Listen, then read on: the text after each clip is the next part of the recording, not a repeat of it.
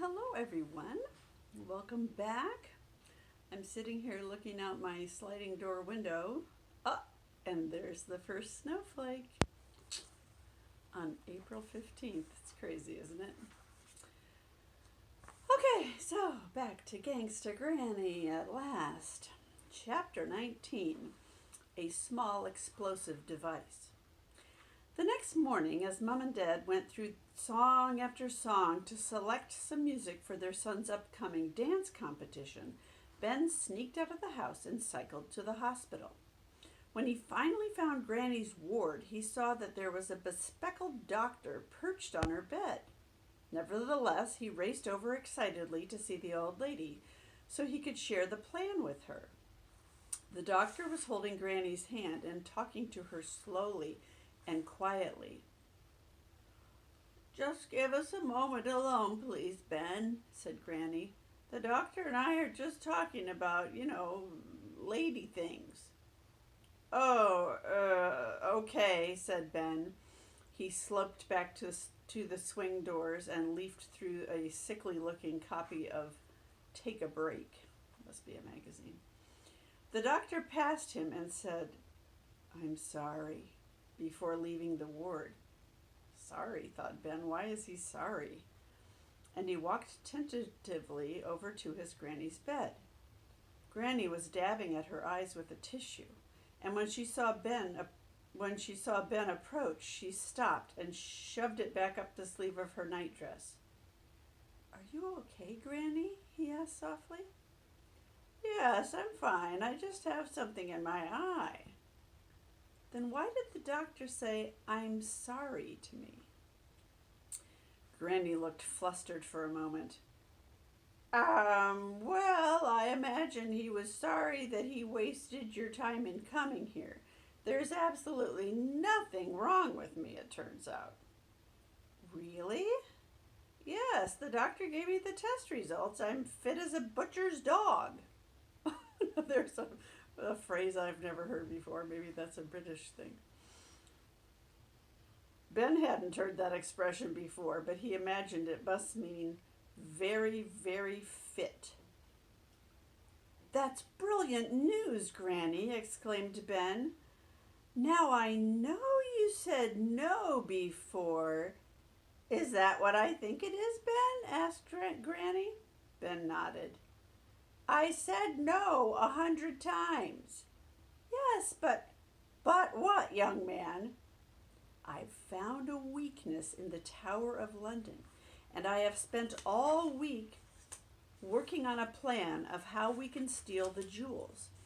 I think we can really do it." To his surprise, Granny looked intrigued. "Pull the curtains and keep your voice down," hissed the old lady, flicking the switch on her hearing aid to full power. Ben quickly pulled the curtains around Granny's bed and then sat down next to her.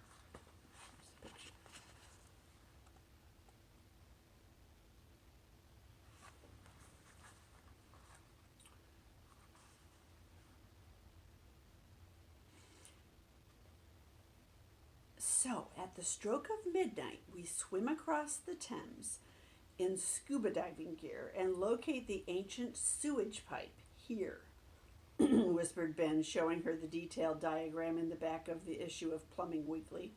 "We have to swim up a sewage pipe? At my age?" said Granny.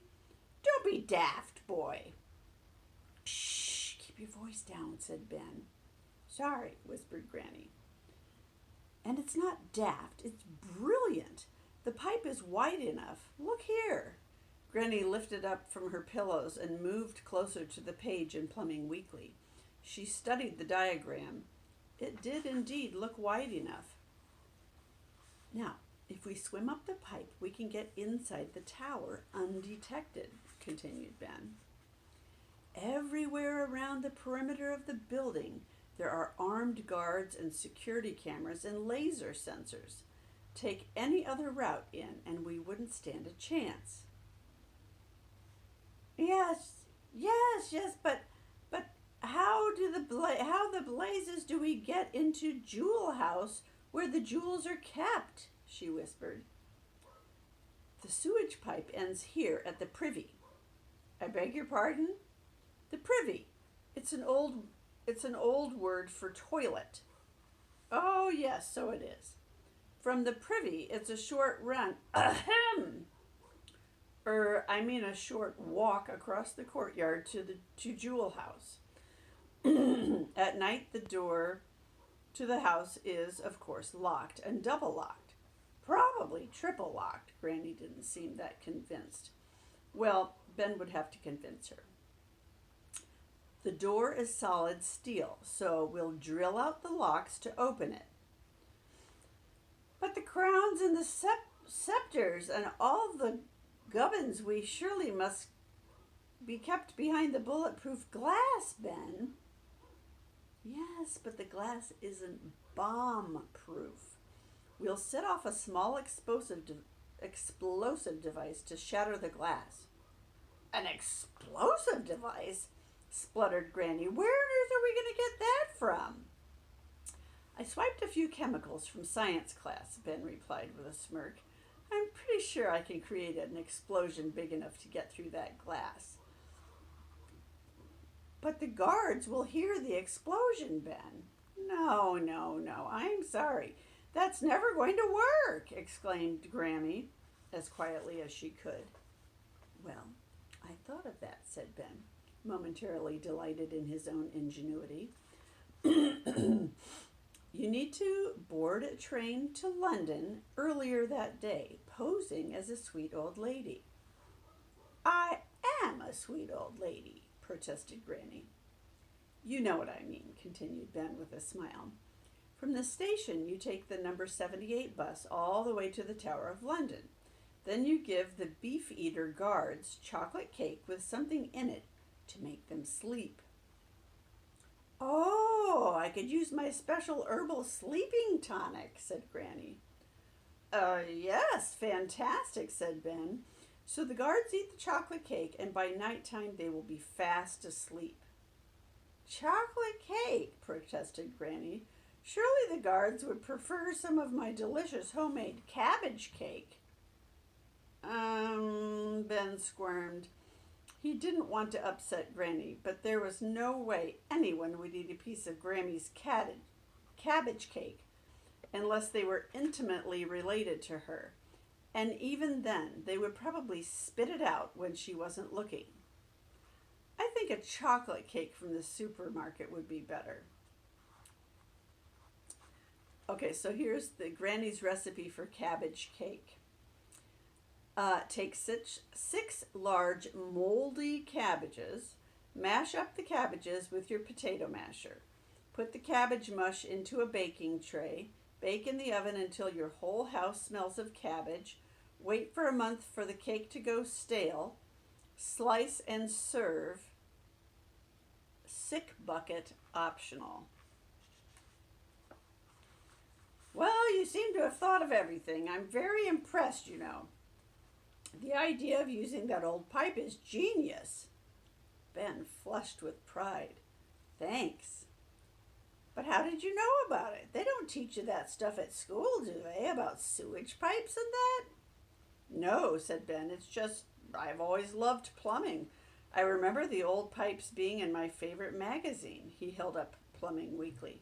It's my dream to be a plumber one day. He looked down, expecting Granny to tell him off or mock him. Why are you looking at the ground? Asked Granny. Well, I know it's silly and boring to want to be a plumber. I know I should want to do something more interesting. Ben felt his face turn burning red. Granny put a hand on his chin and gently tilted his head up. Nothing you did could ever be silly or boring, Ben, she said. If you want to be a plumber and it's your dream, then no one can take that away from you. Do you understand? All you can do in this life is follow your dreams. Otherwise, you're just wasting your time. I guess. I should hope so, honestly. You say plumbing is boring, but here you are planning to steal the crown jewels, for goodness sake. And it's all down to the plumbing. Ben smiled. Maybe Granny was right. But I have a question for you, Ben. Yes? How do we escape? A plan like this is no good if you are going to get caught red-handed, my lad. I know that, Granny, so I thought we should go out the way we came in, through the sewage pipe, and swim back across the Thames. It's only 50 meters wide, and I've got my 100-meter swimming badge. It'll be a doodle. It will be a doddle. Granny bit her lip. She obviously wasn't sure that any of this would be a doddle, not least swimming across a fast-flowing river at night. So what do you think a doddle is? You're using your context clues. I think it would be like we would say, it's gonna be a breeze. It'll be easy, no problem. Ben looked at her with hope in his eyes. Well, Granny, are you in? Are you still a gangsta? She looked deep in thought for a while. Please, pleaded Ben. I loved hearing about all your adventures, and I really want to go on a heist with you. And this would be the ultimate, stealing the crown jewels. You said yourself it was every great thief's dream. Well, Granny, are you in? Granny looked at her grandson's glowing face. After a while, she murmured, yes. Ben leaped from his chair and hugged her. Brilliant! Granny lifted her weak arms and embraced him. It was the first time in years she had really hugged him. But I have one condition, the old lady said with deadly serious look in her eyes. What? Whispered Ben. We put them back the next night. Go to all that trouble to steal them just to prove that they can, and then she wants to give them back. Chapter 20, Boom, Boom, Boom. Ben couldn't believe what Granny had just said. There was no way he would risk stealing the crown jewels only to put them back the very next night. But they're worth millions, billions even, he complained.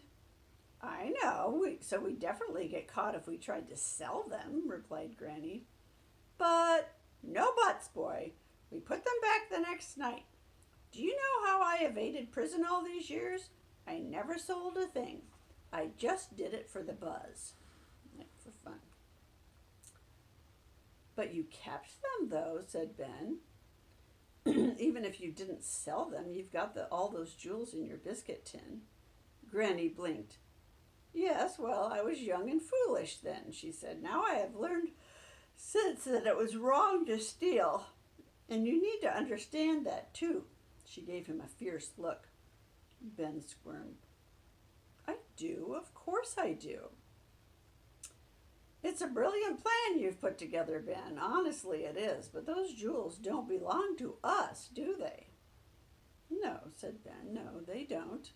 He felt a tiny bit ashamed now that he had been so horrified at the idea of giving back the jewels. And don't forget that every policeman in the country, maybe even the world, will be looking for the crown jewels. They'll have all of Scotland Yard after us. If we were found with them, we'd be thrown into prison for the rest of our lives. That might not be so long for me, but for you it could be 70 or 80 years. Scotland Yard is what they call their police. You're right, said Ben. And the Queen seems like such a nice old dear. Oh, this is Granny. And the Queen seems like such a nice old dear. We're around the same age, actually. I would hate to upset her. Me too, murmured Ben. He had seen the Queen on the news loads of times, and she seemed like a nice old lady, smiling and waving at everybody from the back of her giant pram. Let's just do it for the thrill. Agreed? Oh, that was Granny. Let's just do it for the thrill. Agreed? Agreed, said Ben. When can we do it? It will have to be a Friday night when Mom and Dad take me to stay at yours. Did the doctor say when you'd be out of the hospital? Oh yes, he did. He said I could leave any time. Fantastic. but we need to do it very soon. How about next Friday? Isn't that too soon? Not at all. Your plan seems very well thought out, Ben. Thank you, said Ben, beaming. It was the first time he ever felt like he had made a grown-up proud of him. When I get out of here, I'll go on to pinching the equipment we need. Now run along, Ben, and I will see you next Friday night at the usual time. Ben pulled back the curtain. Mr. Parker, Granny's nosy neighbor, was standing right there. Startled, Ben took a couple of steps back toward the bed and quickly shoved Plumbing Weekly up the back of his jumper. Remember, that's a sweater. What are you doing here? Asked Ben. Hoping to see me take a bed bath, no doubt, said Granny. Ben chuckled. Mr. Parker scrambled for words. No, Matron! Matron! Hollered Granny. She's calling for the nurse. Wait, said Mr. Parker, panicking. I'm sure I heard one of you talking about the crown jewels. It was too late. The matron, who was an unusually tall lady with very big feet, clomped down the ward at speed. Yes, asked the matron. Is something the matter? This man was spying at me through the curtain, said Granny. Were you? Demanded the matron, eyeballing Mr. Parker. Well, I heard that they were, whined Mr. Parker. Last week he spied on my granny doing naked yoga, offered Ben. The matron's face turned puce with horror. Get out of my ward at once, you filthy little swine, she screamed. Humiliated, Mr. Parker backed away from the terrifying matron and scuttled out of the ward.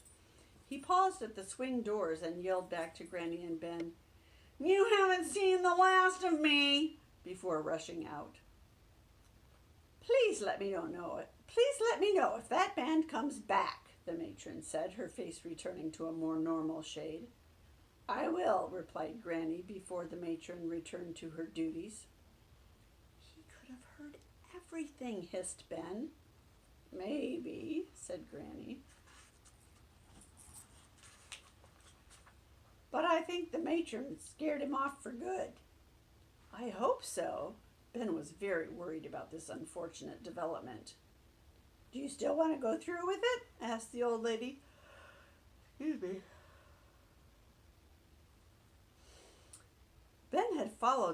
Ben had that feeling you have when you are on a roller coaster and it's slowly making its way up the track. You want to get off and you want to stay on. Dread and delight all rolled into one. Yes, he said. Hurrah, said Granny, giving Ben a big smile. Ben turned to leave, then turned around. I love you, Granny, he said. And I love you too, little Benny, said Granny with a wink. Ben winced.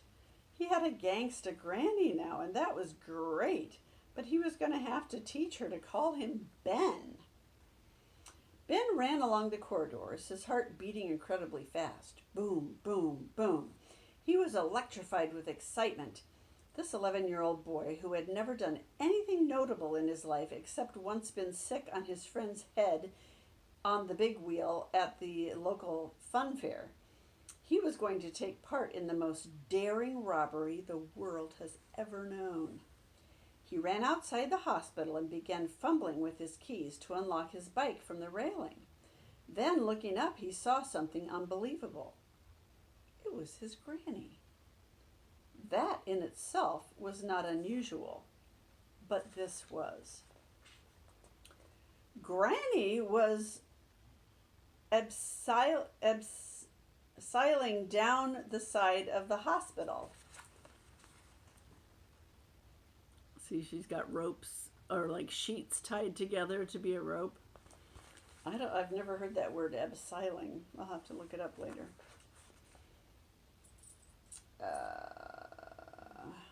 She had tied a number of bed sheets together and was lowering herself at speed down the side of the building. Ben couldn't believe his eyes. He knew his granny was a proper gangster, but this was off the scale. Granny, what on earth are you doing? Shouted Ben across the car park. The lift wasn't working, dear. See you next Friday. Don't be late, she shouted as she reached the ground, leaped onto her mobility scooter, and roared off. Well, whirred off home. Never had a week passed so slowly. Ben spent all week waiting for Friday to come. Every minute, every hour, every day seemed like an eternity. It was strange having to pretend he was just another ordinary boy when really he was one of the greatest criminal masterminds of all time. Finally, Friday evening came. There was a knock on Ben's bedroom door. Rat-tat-tat. Well, are you ready to go, son? Said Dad. Yeah, said Ben, trying to act as innocent as possible, which is actually quite hard when you are feeling extremely guilty. You don't need to pick me up too early tomorrow in the morning. Granny and I normally play Scrabble until quite late. You won't be playing Scrabble, son, said Dad. No? No, son. You won't be going to Granny's tonight at all. Oh, no, said Ben. Is she back in the hospital? No, she's not. Ben sighed with relief and then felt a prickle of anxiety. So why am I not going to her house? The plan was in place. There was no time to lose.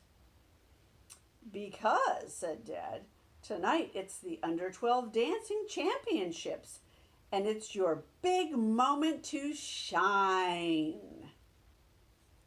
That's all for today.